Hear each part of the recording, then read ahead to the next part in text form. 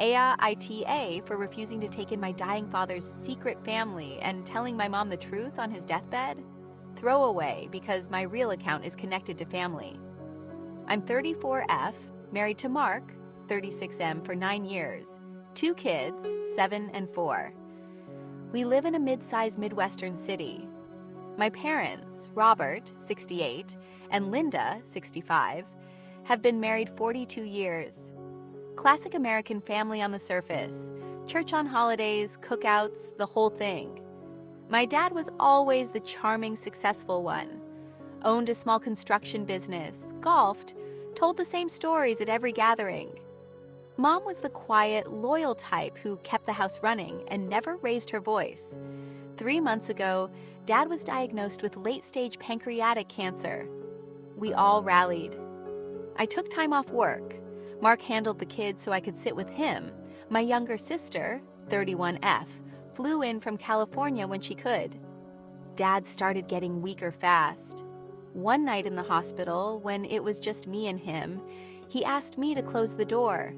He looked terrified in a way I'd never seen. He told me he'd been having an affair for the last 14 years with a woman named Diane, 51. They have a 13-year-old son, Tyler. Dad had been supporting them quietly the whole time. Rent, private school, medical stuff, out of accounts Mom never knew about. He said he fell in love, but couldn't leave Mom because of how it would look, and because he still loved her in a different way. He begged me not to tell Mom. He said the only reason he was telling me now was because Diane had nowhere to go once he died, and he wanted me to look after them like family. He even had a folder ready with bank details, photos of Tyler, and a letter he wanted me to give Diane after the funeral. I sat there while the machines beeped and felt like the floor dropped out. 14 years, my entire adult life basically. Holidays where Dad had to work late, trips he took for business. The money that was supposedly going into the business. All of it. I didn't promise him anything, I just said I needed time. 2 weeks later, he was declining fast. Mom was exhausted, barely sleeping. One afternoon, while she stepped out for coffee, I went back in alone. He was lucid. I told him I couldn't do it.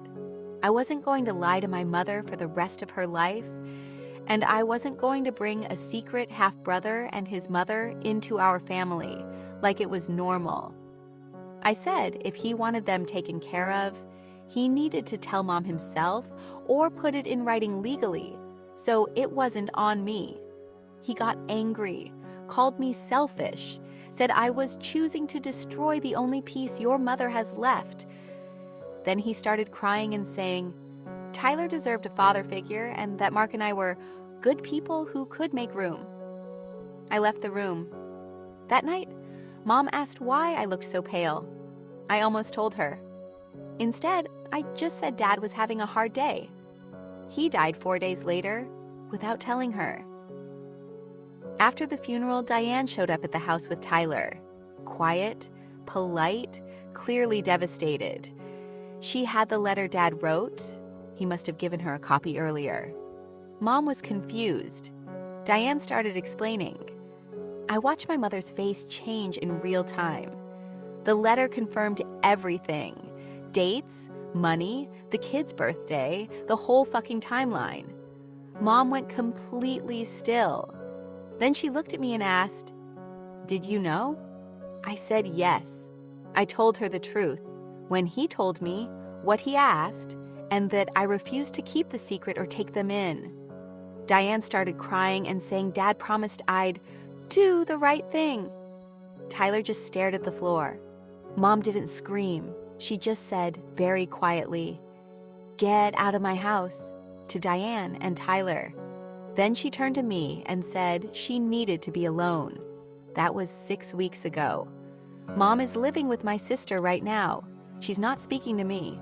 My sister thinks I should have protected Mom from the truth, at least until after the funeral, and that refusing to help Diane and Tyler makes me cold. Mark supports me, but says the optics look brutal. A few relatives have texted that I chose drama over family and that Dad's dying wish should have been respected. Diane has messaged me twice asking if we can talk about Tyler's future because she has almost nothing left after the private accounts were frozen during probate. I keep replaying the hospital room. Part of me wonders if I should have just lied, taken the money he set aside, and quietly helped them so Mom never had to know. Another part of me is furious that he put this on me in the first place and then died without cleaning up his own mess. So, AITA for refusing to take in my father's secret family, and for telling my mother the truth instead of letting her live the rest of her life believing the man she spent 42 years with was faithful. Be honest, I can take it. 6 weeks turned into 3 months. Mom finally called. She didn't yell, she just said she needed to see me. We met at a quiet coffee shop near her new place with my sister. She looked thinner, older. She slid a folder across the table. Inside were the divorce papers she'd filed against Dad's estate, the full financial audit, and a letter from Diane's lawyer. Diane was asking for a share of the life insurance and a formal acknowledgement that Tyler was Dad's son. The private accounts Dad used for them had already been frozen, and most of it was going back into the estate. Mom looked at me for a long time and said, "You were right not to lie for him. I just needed time to hate him without hating you too." She asked me one question. If he had lived, would you have kept the secret? I told her the truth. No, I was already going to tell you the next day. I just didn't get the chance. She nodded. That was the closest thing to forgiveness I got.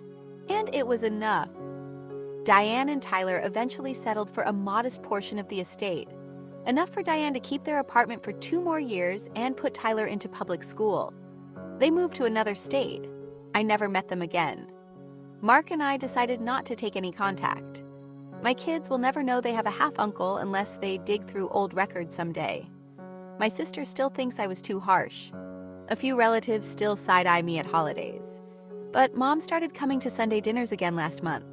She doesn't talk about Dad much. When she does, she just says, "He was a complicated man," and changes the subject.